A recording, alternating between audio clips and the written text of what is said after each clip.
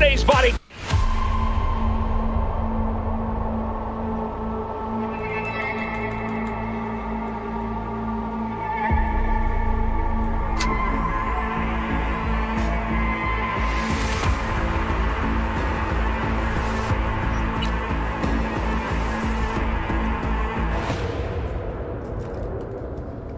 Hello. I'm Arif Iqbal, and you're watching WNS News.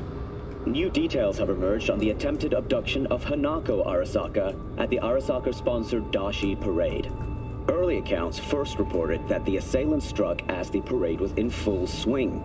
They overwhelmed and seized control of the Arasaka heiress's parade platform. Fortunately, Arasaka's security forces, under the personal direction of Yorinobu Arasaka, quickly tracked down the abductors and secured Hanako-sama.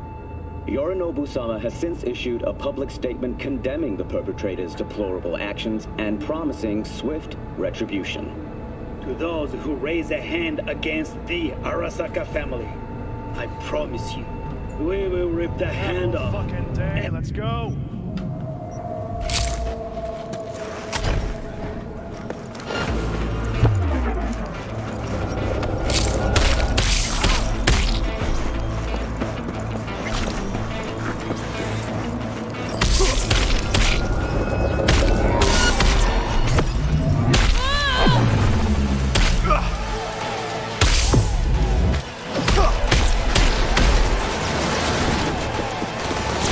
Target hit!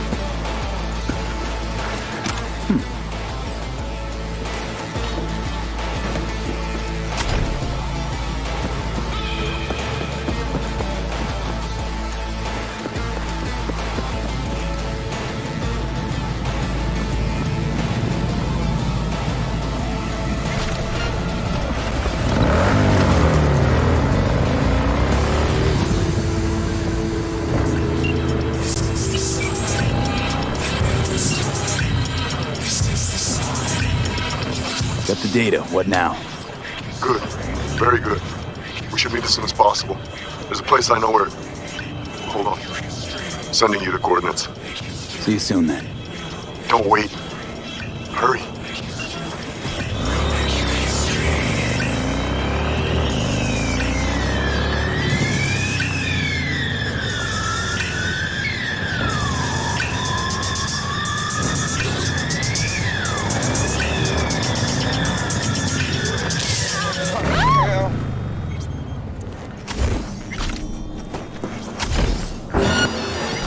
Thank God you're here. Eddie's, Carl. Right. Here.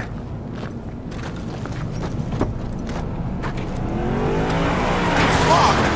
What is it? Damn it! We were this fucking close!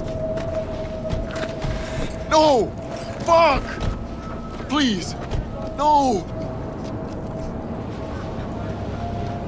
How do you do, Carl? We almost fucking had it. The hell is this? Scan him. No vitals. Command, we can confirm. Carl Ginsky has been neutralized for illegal possession of company data. What about him, Chief? You? Pack it up. This doesn't concern you. Data you wanted? You'll want to thank me for that. And nothing says thank you like my fair share of eddies. The data we wanted. You hear that? He thinks all this was for the data. You really made my day. You deserve a little just for that. Yao, toss the Mercus candy.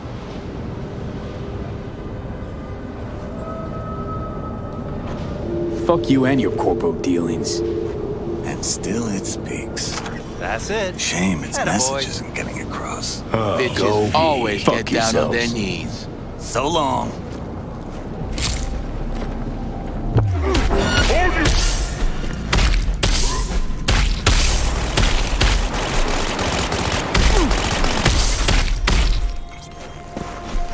Bitches always get down.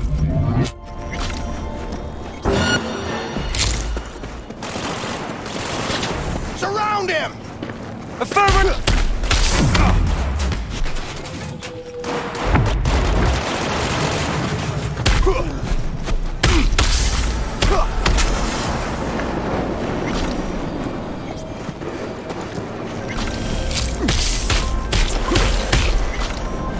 Things kind of took a shitty turn at the end there, huh? It's okay.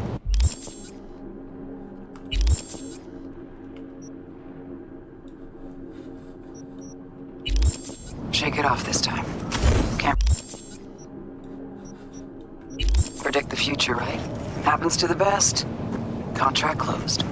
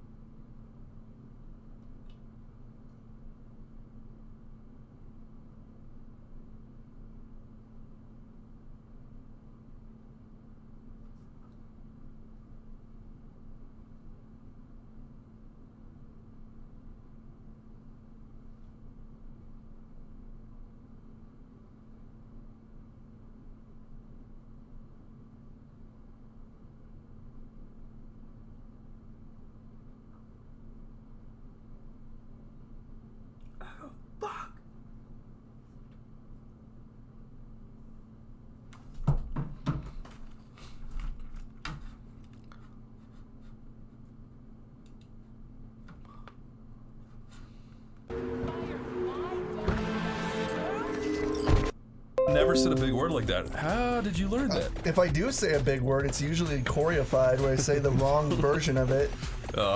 That's very common. I can't help it. Like,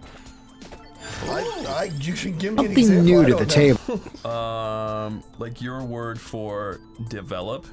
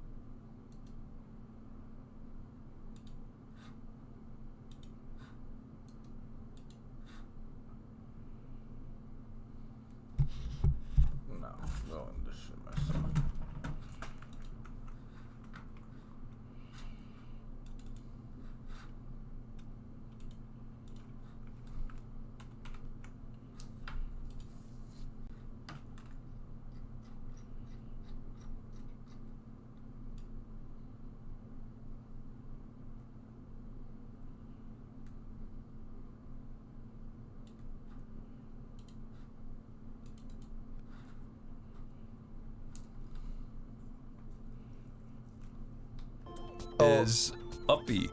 Uppy? Yeah. No. It would still be develop, but it would probably be like divulge. I'd be saying like I gotta divulge into That's a new true, game. you would do that. When I meant to say develop. Corey, I feel like if we just pushed you a little bit and got you a little bit smarter, you'd just be like a boring, intelligent guy with like reasonable opinions. Push me? Reasonable? You don't think my opinions are reasonable? I do. But I think they're just stupid enough to be funny. I bitch about the most like I bitch about the stuff that nobody would even think about caring about. The thing that fucks with me though is you're usually right though. Yeah, I tend to always be right. It's a curse, honestly. Corey's smart, but the way he says things is It's very dumb. stupid. That's gonna be carved into my epitaph. Corey's stupid, but he says dumb. What he says is What dumb. did you say earlier? Oh shit! What did I say earlier? You said something crazy. I forget what it was. I can't even think for myself. Was it like super sexist? Wait, go back and get the treasure thing. Uh-oh. You were referencing like Forrest Gump or something, I forget. Oh, Forrest Gump! I was like saying it like Forrest Gump had like he had like a Good morning, Night Tourette's where he had say like Yesterday's body count lottery rounded out to a solid and sturdy 30.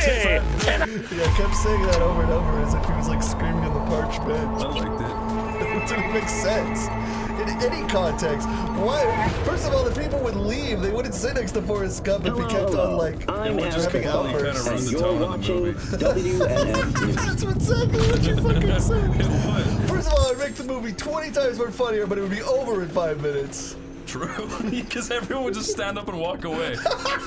Like when we were at the SI place today, and there was this like schizo outside. It was He scary. was sitting down, and he kept going like he had headphones on, plugged into the wall. He was stealing their electricity. But Oh, then, yeah. But then he was singing along to like a rap, and he was going like. I thought he was, but then it sounded like he was screaming. He was screaming. He was doing exactly that. He was going, and then we walked out past him, and he went, "Hey, how's it going?" that was It was so fucking stupid. It's like, what does he expect us to turn around and be like, oh, us? Oh, we're doing great. Thank you. How are you doing? Mexico. I went to a Mexican restaurant with Tomar a little while ago, and He's not Mexican. yeah, that well, seems a I little wanted to get him in some trouble. racist. And this fucking like weird person screaming in like a fucking like a hospital gown walked What the by hell? us. And we were like, were we just like side characters in like a fucking like, you know, where it's just like, we just craned our necks and just like looked at like, what was that? You know, like, Yeah. like the Was it villain literally is a hospital escaping gown? kind of. Yeah, it was literally a hospital Okay, gown. to be honest, today when we were going to get Starbucks, I thought I saw some dude who was in like the same garb from 28 Days Later, because he was wearing like a long sleeve white shirt, but it had a bunch of words fuck. on it, which was like, I don't know, religious doctrine. You know what? It was like very. If you're talking about the Starbucks you guys usually go to, like the one by the IHOP, Yes. the Mexican restaurant was literally right there next So to maybe it. So it might maybe he it's might, his daily haunt. Yeah, he might roam those grounds. Yeah. Because he looked like he was in it. It might have just been like the latest fashion. I don't know. I'm not really up on it. But then on the very same day, we were driving back. And we saw like a woman with like big elephant legs, like walking in the middle of the street. What? Like she had a deformity? Knock, knock. Yes, but she was Listen up. walking Got a she had corporal down in her dire feet. need. And I'm Our talking boy like got sick. big like Got major street. Now he's reaching for his boss's fat wallet. Now Did that El Capitan I can get send down. you? Yeah, What do you say? I'm V. Not about One to leave him moment, hanging, please. Are we? Sorry. It's attached. Be right with you. What's all this? Baldy's a dealer, Blondie's living in the motel. You always just...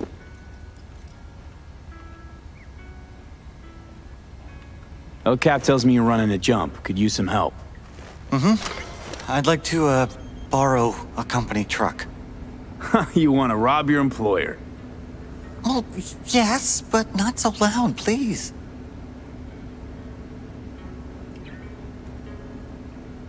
This is your first time, right? A jump like this. Perfect. But I'm well prepared. Okay then. What's your plan? Right, the plan. Here's what I have so far. Our target is an automated Zetatech transport hauling AV thrusters. Its route changes daily via a randomizer. So how do we track it? I refactored the randomizer. I know how it'll work. Sure, so you can predict its path. Then what? I'll stop the truck first, then breach its system. Where do I come in? You'll be there waiting already. You'll hop in and follow my instructions to steal it. Where should I wait for the truck? Place called Kenmore Cafe, up front. The truck should drive by around 5 p.m. every day for the next few days. I'll call once you're there. Easy enough. Talk to you then. That's it? You don't need to know anything else? Pedro, pal, this ain't my first dance at the prom. Right, of course. But remember, Kenmore Cafe, intersection, 5 o'clock. Don't worry, I'll remember.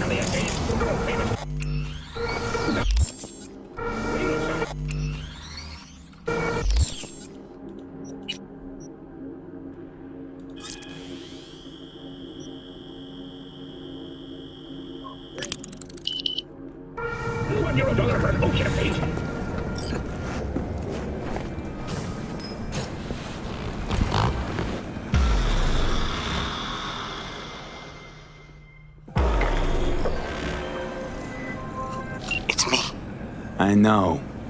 Okay. Eyes on that intersection.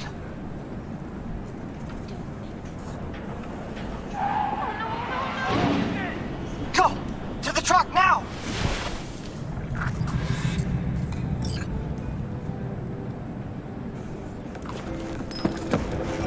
What was that?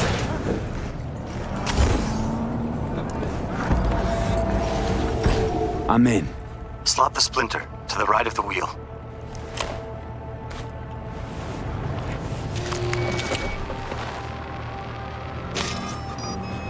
Done. God damn it. Talk to me, Pedro. One sec. Got it. I have control. I'll drive. So I just kick back, soak in the view? Eyes open. Cocksuckers could show up any minute.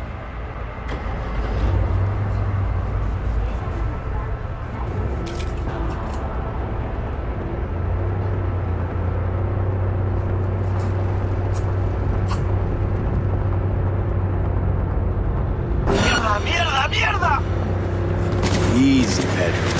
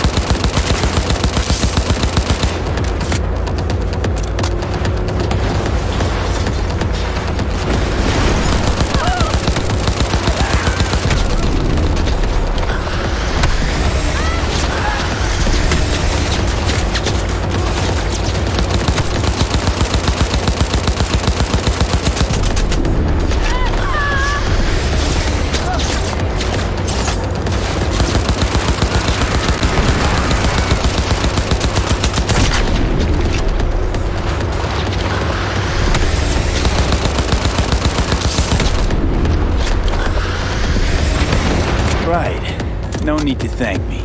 That's amazing. Nice work.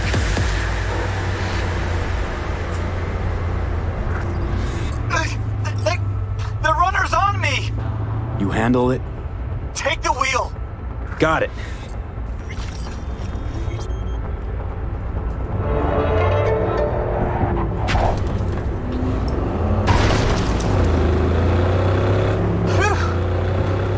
there? Yeah. Close call. Keep going. Until the end. Okay.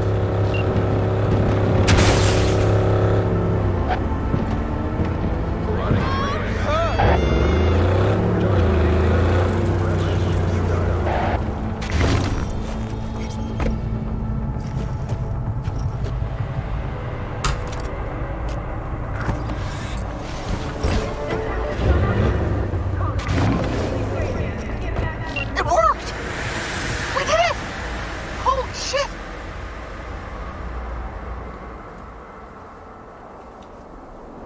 Okay, truck's in position. Gonna duck out quick to avoid attention. Thanks for doing this. Anytime. See ya. Later, Pedro. Beautifully done, V. Don't know about Pedro, but I consider you my hero already. See, V? Play your cards right, you'll always walk away with full pockets. Closing the gig.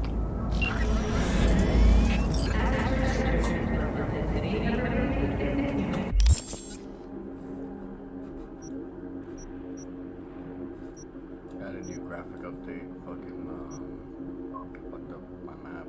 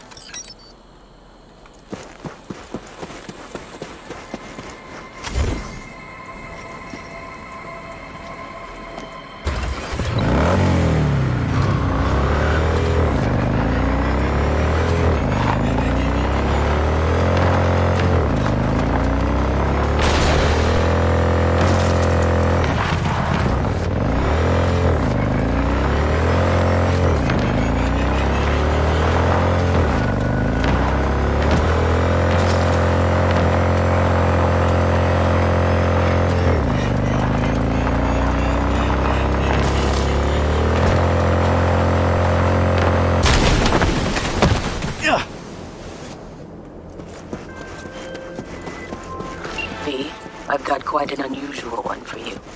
I need you to deliver Trevor Brass's remains to the address attached.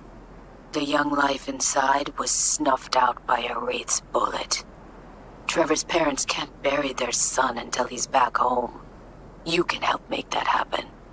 I have attached all the info you need.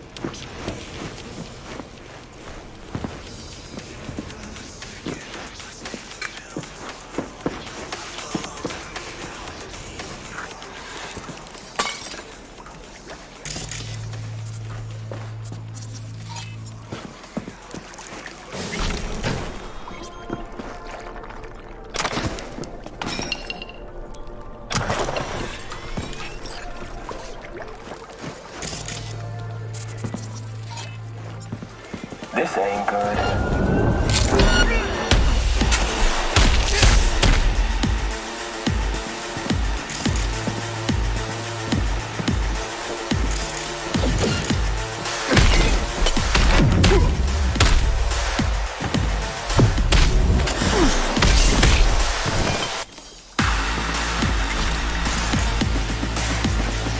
Well, what do we have here?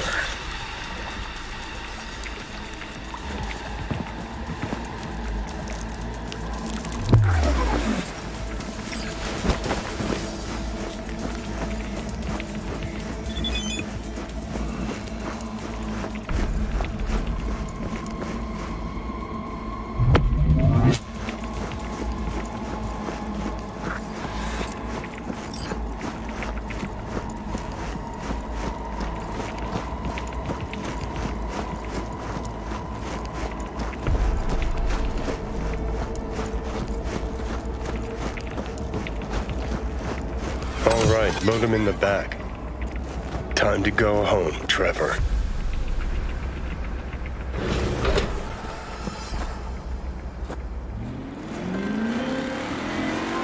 V, Trevor's parents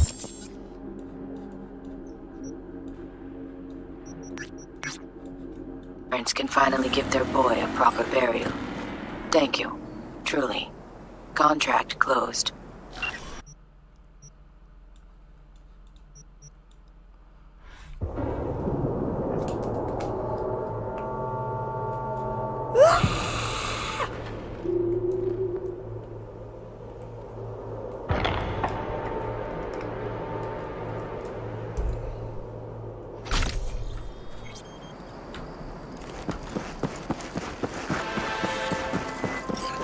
Well, V, there's this techie, Big Pete.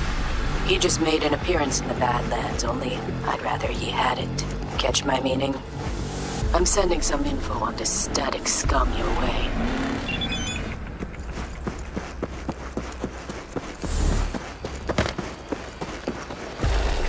Big about Big Pete's Let's mouth. just fucking end this already! Jammer, what? Apparently it's some kind of remote lockdown. Military.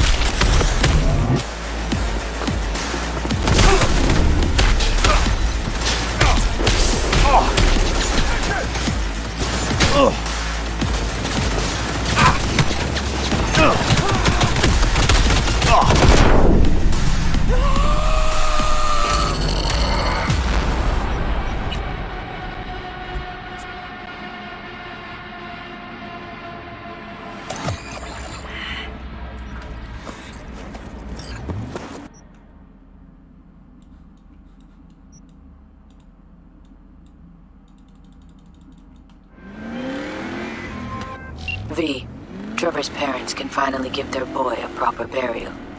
Thank you. Truly. Contract closed.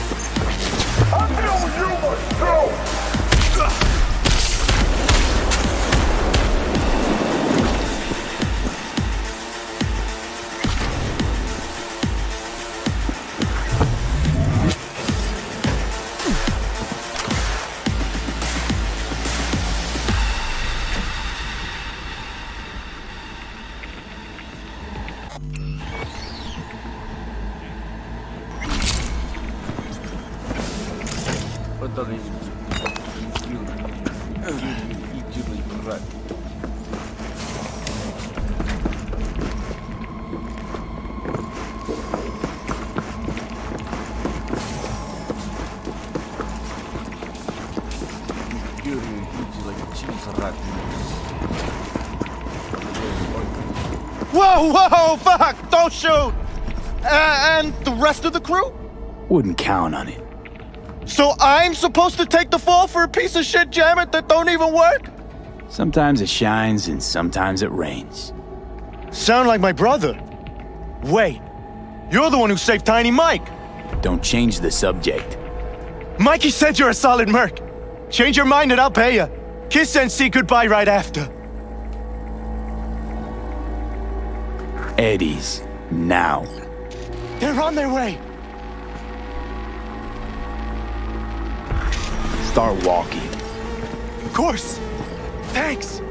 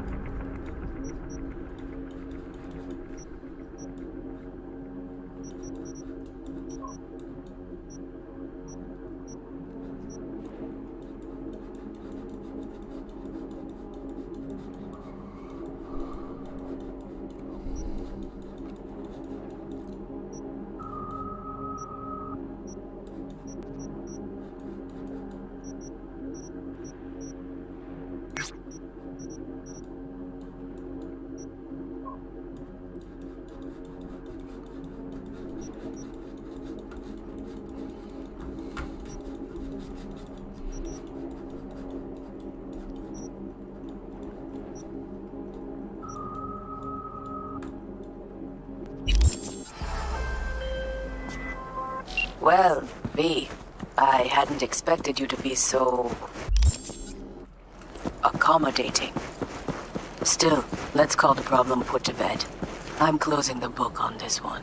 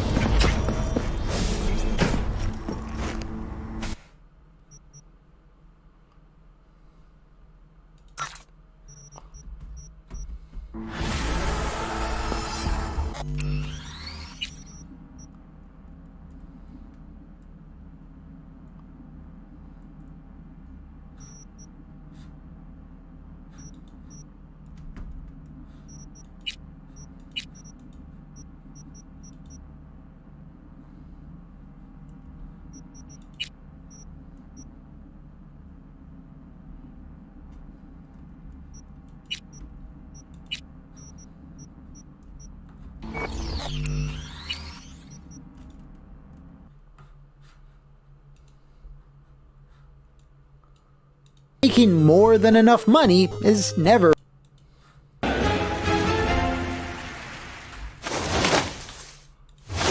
Hello and welcome to another body-swapping, box office flopping episode of What Happened, the show that was born and bred to discuss projects that went to hell. Since 1979, Paramount Pictures had financed and distributed the first 8 Friday the 13th films, which were made on the stringiest of shoestring budgets. But due to the popularity of the slasher genre throughout the 80s, they were all making back their budgets and then some. But as with most giant movie studios, making more than enough money is never really enough. Where's the rest? The series gradually slipped in profitability, with the first entry making over 70 times its budget, while 1987's The New Blood making just under 7. But Paramount still wanted more. A radical new idea was attempted: take Jason out of the foggy waters of Crystal Lake and toss him into the hustle and bustle of New York City with a specific goal: take Manhattan. Although only one scene was actually filmed in the Big Apple, with the other 80% taking place on a crummy boat. It it was still the most expensive Friday of the 80s, and it wasn't the slash hit Paramount wanted, only making back a bit less than triple its budget. This failure to reinvigorate the series was also quite poorly received critically, and ultimately caused Paramount to look for a new home for Jason, and make a quick buck doing it. Selling the franchise off to another studio would then become the impetus for perhaps the most divisive entry in the entire 43-year-old history of the slasher series, which brings us to our question today. What happened to Jason Goes to Hell: The Final Friday? Better than shit. Said journey into hell began life as a byproduct of the 15-year-long quest to get Freddy vs. Jason made. Sean Cunningham, the director of the first film, had stepped away from the franchise for quite a while, having not worked on any of the 7 sequels. In that time, however, he had been considering how he could make Freddy Krueger fights Jason Voorhees a reality. Over the years, Paramount and New Line Cinema had failed to reach an agreement, with neither company willing to compromise on a bunch of different things. What would eventually break the stalemate was the soft box office haul of Jason Takes Manhattan, which would spur Paramount to sell the character to New Line Cinema. Now that both Freddy and Jason were under the same roof, they could start crafting the epic slasher dream match. At least they would have, save for the fact that Nightmare on Elm Street creator Wes Craven was already hatching plans for his final Freddy film, New Nightmare. So, with that starting up, Freddy vs. Jason was put on hold once again, leaving New Line with the rights to Jason's character, but no movie to put him in. It's this situation that put Cunningham in the perfect position to stage his return to the series, even if it wasn't going to be the bloody versus event he had been fantasizing about. In the book Crystal Lake Memories: The Complete History of Friday the 13th, Cunningham put it simply: if we're just treading water, let's do another Friday and try to get the franchise back out there. Enter Adam Marcus, a 23-year-old film school graduate. He was a friend of Sean Cunningham's son Noel, but also once described Sean himself as a sort of surrogate dad. He had his first directorial role on a movie called Johnny Zombie before it was snatched away from him and retooled when Disney took the production over. With no other projects on the immediate horizon, he turned to Sean, who offered him the gig to send Jason off in style, figuring that a young and hungry director would be able to bring something new to the table. As Adam tells it, the whole team really wanted to escape the formulaic Friday the 13th template the series had been languishing under. There were, however, some caveats, apparently from Cunningham, that he had to operate under. One, he had to completely ignore the events of Jason Takes Manhattan, which was probably for the best, and two, he had to craft a story that would, in Cunningham's alleged words, figure out a way to get that fucking mask out of the movie. If I pull that off, will you die? It would be extremely painful. You're a big guy. For you. Sean had allegedly harbored a hatred of hockey ever since Jason got his iconic mask in the third entry, which is well after Cunningham had stepped away from the franchise. Quick sidebar, in the events since the filming of Jason Goes to Hell, Cunningham and Marcus have had more than a heated feud about its production. Marcus tells it one way and Cunningham another. One particularly saucy subject was the mask. Cunningham has denied he had asked for it to be removed, but Adam Marcus insisted that he did. Now, although I can't find the footage myself, fans have alleged that somewhere buried in the special features of an older DVD release of Final Friday, that Mr. Cunningham talks about just how much he hates the mask. We're just gonna have to file this under the timeless he said, she said bullshit rule for now. If any of you out there can track down that Cunningham clip, do let me know in the comments below. Back to the writing phase. Marcus teamed up with writer-producer Jay Hughley to help massage his story treatment into the first real script, deciding early on that they would lean into the supernatural elements of Jason's origin, which, even after 8 movies, had never been properly explored. The goal was to go in deep on Jason's myth and to justify all his largely unexplained powers. How does he teleport? So on and so forth. They came up with a story that immediately followed the events of Part 7. Jason is sulking at the bottom of Crystal Lake, mostly nearly dead, but not quite. His indelible spirit still lingered until it would be eventually transferred into his brother Elias, which would restart the Crystal Lake legend. While many of the details of this idea would change, it paved the way for the concept of Jason's spirit to hot potato throughout the story. Cunningham and producers felt the vibe was off in this first draft, feeling, among other things, that Jason himself should be more central to the plot. Yeah, no shit. So Marcus then brought in his friend Dean Lorey to belt out another draft. The previous one had been described by staff as unintelligible and a hodgepodge, which was a problem because the deadline to start filming was imminent.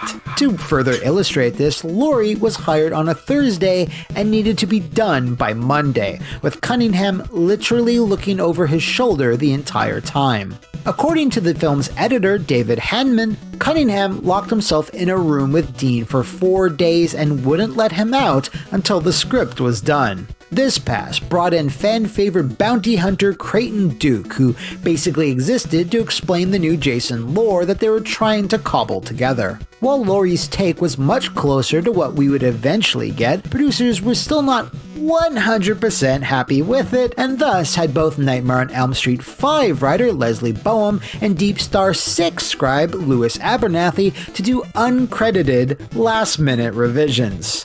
Truly, it takes a village, and this still wouldn't be the end of Final Friday's troubles. Not by a long shot, or slash. Abernathy's main contribution was a total rework of the opening scene, including the idea of having Jason get murked at the very beginning, which completely scrapped the whole lake escape thing. This meant not only were they ignoring Part 8, but now they were kind of ignoring Part 7 too. Cunningham and the other New Line suits felt that this was a great bait and switch, which also led into more of a quest for Jason, for lack of a better term. Instead of random bloodshed, he would now spend the film trying to regain his studly, near impervious body, since the husks he would jump into would melt into some kind of bio-ooze after a few hours. The key to both his resurrection and ultimate destruction lay with his only surviving relative, the previously never mentioned before Diana Voorhees, who married and took the name Kimball, along with her daughter Jessica and some baby whose name is I forget. Little baby Voorhees. There was also Jessica's ex-boyfriend, who Adam Marcus originally wanted to be someone else entirely, namely Tommy Jarvis, the protag from parts 4, 5, and 6. These plans were changed early on after Marcus learned that Tommy was off limits. Paramount Pictures had not included other characters or references in the deal, so instead of a fan favorite making a surprise appearance, well, here's Steven. You about the saddest looking sack of shit I've ever seen. Why don't you just shut up? Unbelievably, this same rights issue also affected other things that you wouldn't necessarily expect. Ever wonder why this movie wasn't called Friday the 13th Part 9, Jason and the Clonosaurus? Well, that's why. New Line had accepted a deal for a movie franchise that wouldn't let them use the name Friday the 13th. Remember, this whole sale was originally intended to just give them the rights to the character of Jason so they could pit him against Freddy, so the Friday the 13th name wasn't considered all that important at first. Despite being stunted by all this legal garbage, Marcus would not be deterred on one specific narrative thread he wanted to include, which was to explain Jason's origins. This would be done via the most unlikely method, the Evil Dead's Necronomicon. Allow me to explain.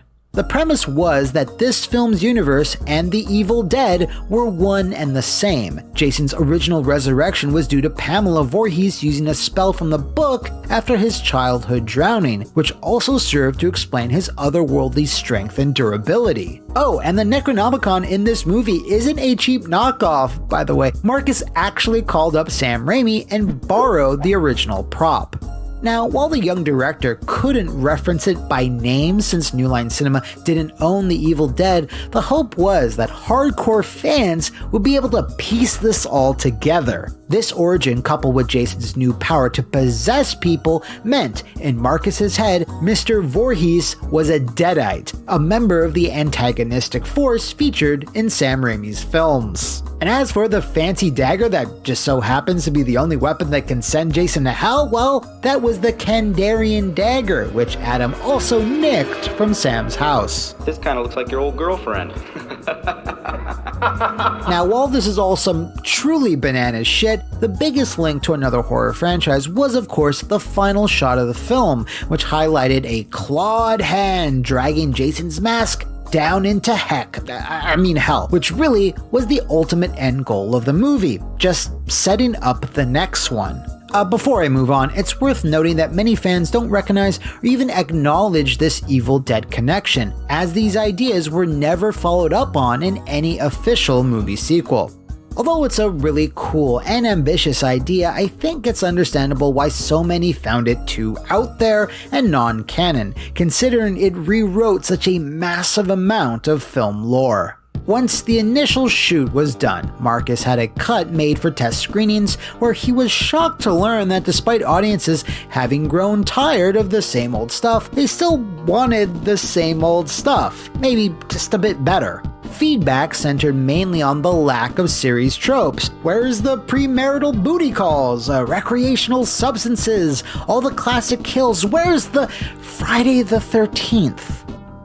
Unfortunately for Marcus, New Line execs largely agreed, which meant that the filming of Final Friday wasn't so final.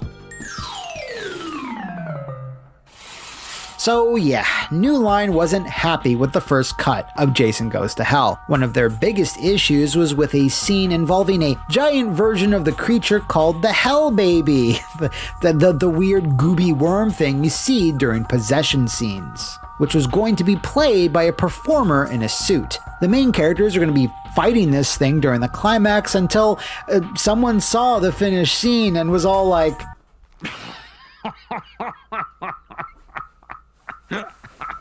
no. And these studio-mandated cuts weren't where the trouble ended. In the book Crystal Lake Memories, Sean Cunningham shared some pretty savage thoughts on this first early version of the film. It was a disaster. I didn't think about replacing Adam until we were in the editing room, at which point he had done everything he could do. Me, the editors, and Dan Laurie cut the film down and were able to salvage 45 or 50 minutes out of this 105-minute cut, and it was still the longest cut I'd ever seen. We shot more footage and inserted it. We took it from something that was unreasonable to something that was okay. There's a bit of contention about who actually shot all this new footage, but if they're going to shoot new scenes and new kills, everyone was going to go hard and make sure they wouldn't be asked to do it a third time.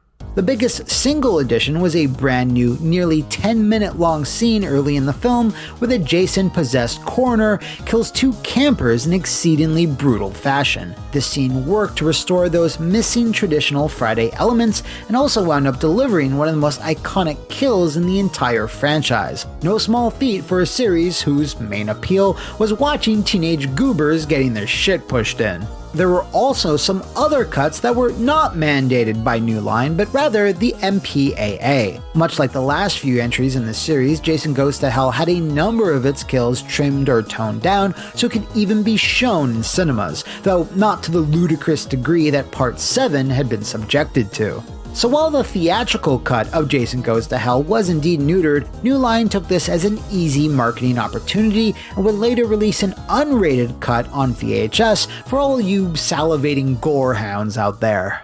When reshoots finally wrapped, the movie's total budget managed to come in under $3 million, which was thankfully the limit New Line had allotted for it. Thus, The Final Friday was finally released on August 13th, 1993, and wound up raking in a worldwide gross of $15.9 million, meaning it only barely managed to top the very worst performer, the last movie.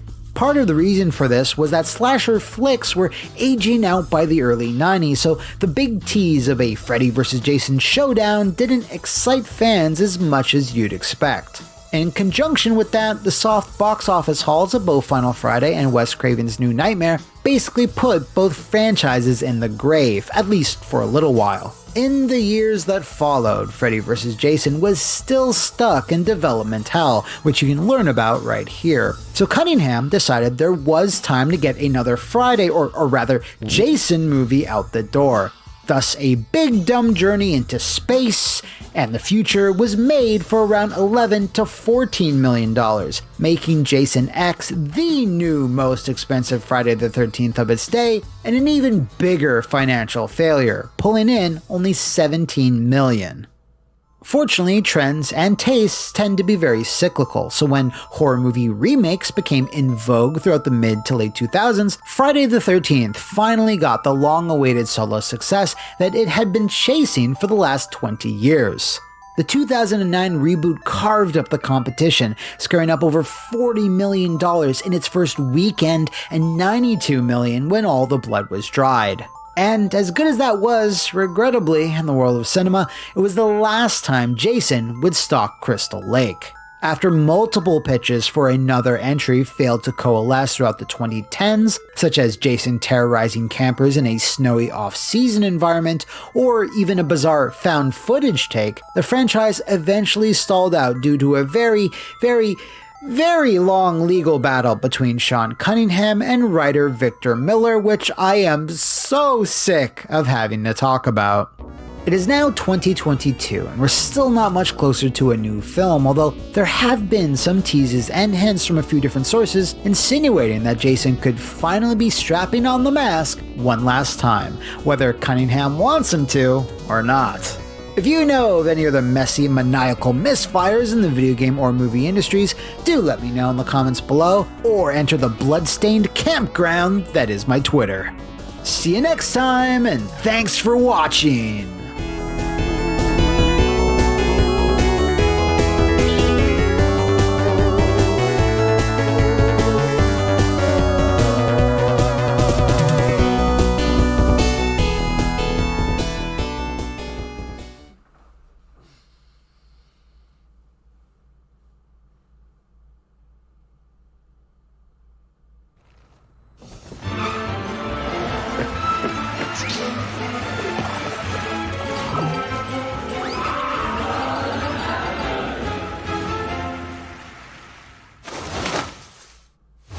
The term disaster is thrown around a lot these days, and this is very much one of those days. GTA, the trilogy, the definitive edition was something that not even 2 months ago, people were probably feeling pretty good about. Remasters are still very much desirable to most fan bases as they are a way to experience the classics with modern conveniences. If you price them right, make some smart changes, and ensure they're polished to a mere sheen, they can be quite profitable and go a long way into convincing your customers that you care. So today's episode is going to be a textbook example on how to fail at all of those things. So throw on your leather jacket or polyester suit and get on your vehicle of choice. It's time to find out what happened to Grand Theft Auto The Trilogy, the definitive edition. Oh shit, here we go again. Okay, so, oh my god, there's just so much here. Alright, so Christ. Throughout 2021, people started to notice that Rockstar Games, a subsidiary of the Take-Two Corporation, began to harass modders who had spent years improving and enhancing Grand Theft Auto 3, Vice City, and San Andreas. There were multiple cease and desist, as well as an actual honest-to-God lawsuit, which was launched by Rockstar against said modders. This was the first indication that they were cooking up something, and the barbecue was happening on Grove Street. Yeah, Grove Street. They started as War Drum Studios and cut their teeth on such high-profile projects as porting the Wii version of Ghostbusters to the PS2, as well as lending their online expertise to the multiplayer of Lucha Libre Heroes del Ring, cut to the Konami E3 presser now. We're going. Let's leave. Now.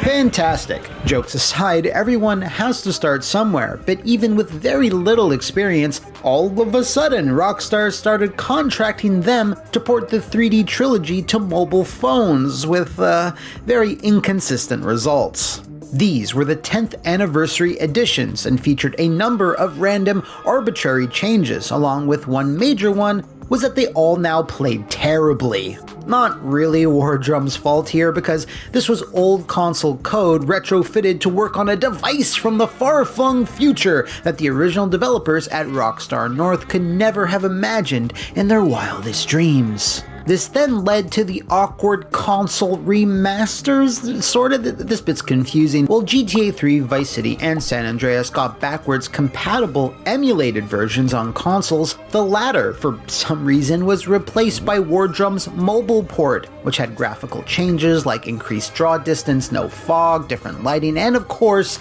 more bugs. As to why this mobile port replaced the original, well, Rockstar helpfully explained by saying nothing. They actually never addressed it.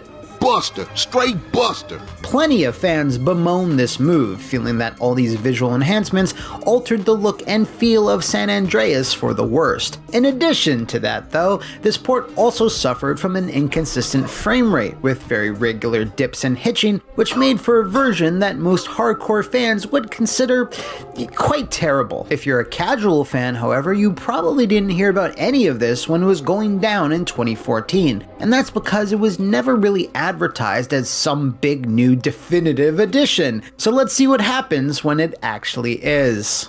5 years later, Rockstar decided they would do much of the same, re-release the GTA 3D trilogy, but this time make a big deal out of it, label them the definitive you'll never need to own any other version again editions, and for some reason hire War Drum, who had rebranded themselves to Grove Street, to port them again. This is the one aspect of the whole sordid affair I can't really figure out or even hazard a guess as to why. Does one of the Hauser brothers owe a giant favor to Grove Street? Do they just not charge a lot for porting work?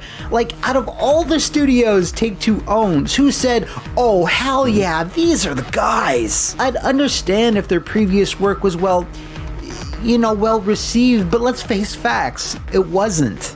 Now, to bring all three of these open world classics to every modern platform, well, it was never going to be an easy task, so Grove Street, for reasons we'll get into, decided they needed to take a particular approach.